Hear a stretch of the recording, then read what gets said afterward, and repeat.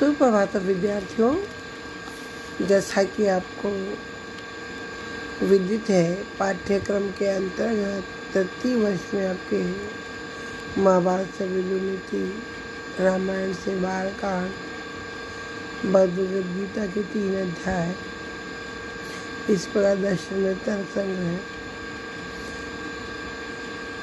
साहित्य, दर्शन, व्याकरण इत्यादि सभी का समाहार संक्षेप रूप में आपको पढ़ाया गया है। और आपका पाठ्यक्रम यद्यपि पूर्ण हो चुका है, लेकिन छात्राओं से, विद्यार्थियों से मेरा विशेष आग्रह है कि जो भी प्रॉब्लम उन्हें हो, मुझसे मेरे व्हाट्सएप नंबर पर, मेरे फ़ोन नंबर पर प्रॉब्लम सॉल्व के लिए वार्तालाप कर सकते हैं।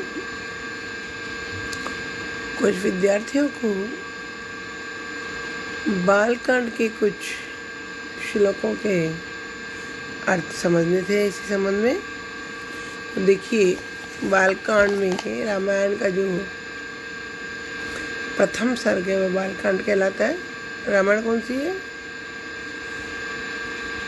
वाल्मीकि द्वारा रचित श्रीमद् वाल्मीकि रामायण है आपके पाठ्यक्रम में। देखिए, तुलसीकृत रामचरितमानस वो लोकल ऐसे बहुत ही कम लोग वाल्मीकि रामायण की चर्चा करते हैं। रामचरितमानस को ही रामायण मानते हैं, क्योंकि ये जो नवानुपरायण और अखंड रामायण के नाम से लोक में प्रचलित रहती है, ये रामचरितमानस के पाठ हुआ करते हैं। लेकिन आपके पाठ्यक्रम में जो है ये वाल्मीकि रामायण है।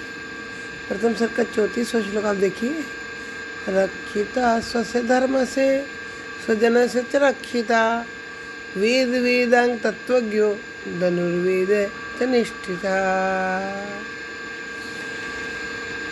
वह राम अपने स्वयं के कर्तव्य की रक्षा करने वाले, अपने आश्रित जनों की भी रक्षा करने वाले, चारों वेदा, जो वेद हैं कितने? 4। उन चारों वेदों के अलावा क्या है? 6 वेदांग है। चारों वेदों तथा 6 वेदांगों के गूढ़ अर्थ के ज्ञाता और धनुष विद्या में निष्णात है। राम का वर्णन चल रहा है। अभी के शब्दकार देखिए, पहले अन्वय देखिए श्लोक का, स्वस्य धर्म से रक्षिता, स्वजन से रक्षिता, वेद वेदांग तत्वज्ञ धनुर्वेदे निष्ठिता है। जो राम कैसे? स्वस्य यानी अपने स्वयं के, धर्म से अपने धर्म या कर्तव्य की रक्षिता, रक्षा करने वाले हैं। स्वजन से अपने आश्रितजनों के भी रक्षा करने वाले हैं। वेद वेदांग तत्वज्ञ, वेद यानी देखिए जो सामने 4 वेद और वेदांग जो 6 वेदांग हैं, उनको तत्वज्ञ, तत्वों को जानने वाले हैं ही। साथ में धनुर्वेद है, धनुष विद्या के अंदर भी निष्ठित यानी निष्णात है। प्रस्तुत श्लोक में महर्षि नारद मुनि वाल्मीकि के सामने श्री राम के व्यक्तित्व का गुणगान करते हुए कहते हैं कि वे श्री राम अपने स्वयं के धर्म की रक्षा करने वाले, अर्थात यज्ञ करना, स्वाध्याय करना, दान देना, अपराधों को दंड देना, युद्ध करना इत्यादि क्षत्रियोचित कर्तव्य है, उनको निष्ठा से पालन करने वाले हैं। अपने आश्रम में रहने वाले लोगों का भरण पोषण करने का उत्तरदायित्व ठीक से संभालने वाले हैं। देखिए, युग साम अथर्ववेद चारों का अध्ययन करते हैं, साथ ही साथ शिक्षा, कल्प, व्याकरण, छंद और ज्योतिष, ये जो 6 वेदांग हैं, इनकी गूढ़ अर्थ को बड़ी भांति जानते हैं। और धनुष चलाने की कला में विशेष रूप से वो निष्णात है। रक्षिता पद में रक्षित धातु के लिट लकार के प्रथम वर्ष के एक विधान का रूप है। इसमें ईट और तासी का आगम होता है। अग्रिम श्लोक 15वां, सर्वशास्त्रार्थ तत्वज्ञ स्मृतिमान प्रतिभानवान, सर्वलोक प्रिय साधु रदिनात्मा विचक्षण है। वे श्री राम समस्त शास्त्रों के गूढ़ अर्थ को जानने वाले हैं, स्मरण शक्ति से संपन्न है, सभी प्रकार के विषयों के उचित अर्थ को अपनी प्रतिभा से अनुमान लगा लेने वाले हैं, समस्त लोगों में प्रिय है, स्वभाव से सज्जन है, दीन भावना से सर्वथा रहित है और सभी प्रकार के कार्य में विशेष रूप से कुशल है। देखिए अनुय, देखिए पहले श्लोक का सह राम है तो पीछे से चला ही आ रहा है के अंतर्गत। आगे जब उसकी तारीफ नारद जी कर रहे हैं प्रभु राम की, उसी में आगे चलते हुए अरे देखिए, सर्वशास्त्रार्थ तत्वज्ञ इस प्रतिभानवान सर्वलोकप्रिय साधु अधीनात्मा विचक्षण है। ये अन्वय चास्ती तो फिर है ही कि और है कोई भी वाक्य की पूर्ति, क्योंकि सभी श्लोक में भगवान राम के गुणों का वर्णन हो रहा है, जिस राम में प्रारंभ में और अस्थि अंत में, ये तो वाक्य में अन्वय आता ही है।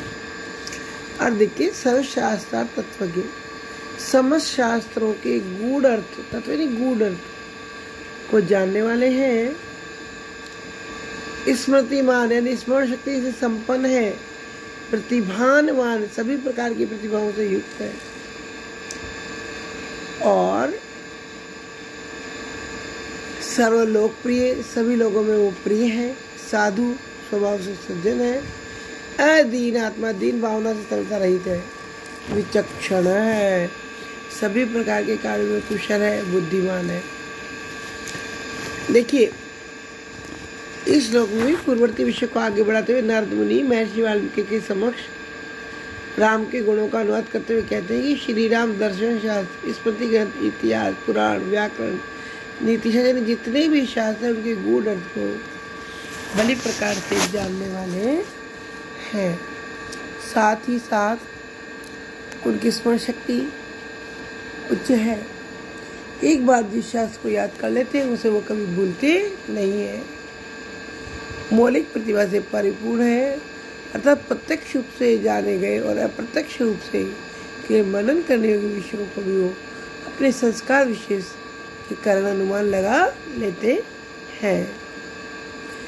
भू भुव स्व अर्थात पृथ्वी, आकाश, स्वर्ग आदि सभी लोगों में निवास करने वाले लोगों में अपने व्यक्तित्व के कारण प्रिय है, स्वभाव से अत्यंत सज्जन और मधुर है, प्रकृति से गंभीर है और उनके स्वभाव में दीनता और हीनता का कोई स्थान ही नहीं है। विविध प्रकार की लौकिक और अलौकिक क्रियाओं को संपन्न करने में श्री राम अत्यंत कुशल है। देखिए, इसमें धातु में स्त्रम 3 सूत्र से 3 प्रत्यय होने पर स्मृति शब्द बनता है, और इसे मतुप प्रत्यय करने पर स्मृति मत शब्द और प्रथम भक्ति के एक वचन में स्मृतिमान रूप बना है। सर्वेषु लोकेषु प्रिय है स सर्वलोक प्रिय, न दीन आत्मा ये से स अदीन आत्मा। देखिए, वि उपसर्ग पूर्वक चक्ष धातु से लुट प्रत्यय का योग होने पर विचक्षण शब्द उत्पन्न होता है। विचक्षणता विशेष रूप से दक्ष, यहाँ ये दक्षता अथवा कुशलता समस्त प्रकार की लौकिक और अलौकिक क्रियाओं के विषय में परिगणित है। सर्वदा अभिगत है सद्भि समुद्र भी सिंधु भी आर्य सर्व समस्त सदैव प्रिय दर्शन। राम गुण चर्चा को आगे बढ़ाते हुए नारद जी कह रहे हैं, वे श्री राम हमेशा ही सज्जनों के द्वारा वैसे ही सेवित रहते हैं जैसे नदियों के द्वारा सागर सेवित होता है। समस्त प्रकार की परिस्थितियों में समान रहने वाले वे श्रेष्ठ पुरुष निश्चित रूप से हमेशा ही दर्शन करने में प्रिय लगने वाले हैं। जब देखो जब भी मनोहर रूप दिखाई उनका हमें देता है। अन्य देखिए श्लोक का, सर्वदा समुद्र इव सिंधु भी सद्भि अभिगत आर्य सर्वसम एव सदैव प्रिय दर्शनाच्च।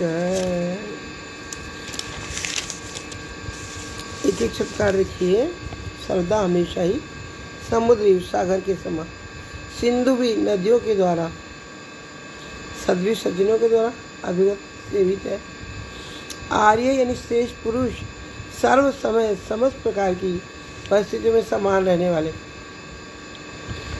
न सुख में ज़्यादा सुखी और न दुख में ज़्यादा दुखी, एक इस प्रकार एक से वृत्ति रखते हैं। एवं सदैव हमेशा ही दर्शन करने में प्रिय लगने वाले हैं। नारद मुनि महर्षि वाल्मीकि के लिए भगवान श्री राम के व्यक्तित्व का गुणानुवाद करते हुए आगे बढ़ते हुए वाल्मीकि से कह रहे हैं कि श्री राम सज्जनों के द्वारा उसी प्रकार से सेवित होते रहते हैं जिस प्रकार की नदियों के द्वारा महासागर सेवित होता है। आकर सब उसी में मिलती है। महासागर की तुलना कर महाकवि ने श्री राम के व्यक्तित्व की धीरता, गंभीरता, अगाधता का परिचय दी। वह सेवा, देव पूजन, यज्ञ, हवन, सभा इत्यादि के समय प्रत्यक्षतः देखी जा सकती है। सज्जन शब्द यहाँ पर ब्रह्मशास्त्र के ज्ञाता, विद्वान व्यक्तियों, मंत्रियों, पुरोहितों को सूचित करता है। उत्तम प्रकार के मानवीय सद्गुणों से भरपूर श्री राम समग्र प्रकार की परिस्थितियों में समान रहते हैं। बहुत ज़्यादा खुश नहीं होते, बहुत ज़्यादा दुखी नहीं होते। निश्चित रूप से उनका दर्शन करना सभी अवस्थाओं में प्रिय लगता है। देखिए, गम धातु में एक तय प्रत्यय का योग होने पर गत्य शब्द बनता है, जिसका अर्थ गया हुआ, परंतु इससे पूर्व अभी उपसर्ग का योग करने पर इसका अर्थ परिवर्तित हो जाता है और सेवित या वंदित अर्थ हो जाता है। आप केवल गतः शब्द का प्रयोग करेंगे तो गया हुआ, जा चुका, लेकिन अभी उपसर्ग लगाने पर इसका अर्थ वंदना अर्थ में हो जाता है। सर्वस्व अवस्थासु राम यह साहित्य सर्वसमय, अर्थात जो सुख दुख, हर्ष, विषाद आदि परिस्थिति में अपने स्वभाव को एक समान रखे, कभी परेशान नहीं हो, वह सर्वसम कहलाता है। और प्रेम दर्शनम यस्य सा इति प्रिय दर्शन है, जिसके दर्शन करना हर स्थिति में अच्छा लगता है, वह प्रिय दर्शन है। समुद्र सिंधु में उपमा अलंकार देखिए, प्रस्फुटम सुंदरम साम्य उपमेत्य विधि, ये आपने पढ़ा ही था द्वितीय वर्ष में। इस परिभाषा के अनुसार आप सोचिए, राम उपमेय है, समुद्र उपमान है, सज्जन पुरुष उपमेय है, नदियाँ उपमान है, अभिगत है, साधारण धर्म है, ये वाचिक है। इस प्रकार चारों तत्व विद्वानों ने किया, इसमें पूर्ण उपमा अलंकार भी है।